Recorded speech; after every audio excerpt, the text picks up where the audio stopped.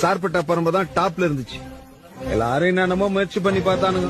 மைசூர்ல இருந்து பாக்ஸரை கூட்டு வந்தானுங்க, ஆர்பர்ல இருந்து வெளிநாட்டுக்காரனை கூட்டு வந்தானுங்க. ஒன்னும் நடக்கலையே. இருக்கிறதுலயே டாப் கிளாஸ் ஃபைட்டர்னா நானு, அப்புறம் வீடி ராயப்பேன். ஏன் நம்ம டாடி சந்தியான ஃபைட்டர்பா. எங்களை அடிக்கிறதுக்கு அப்ப ஆளே கிடையாது.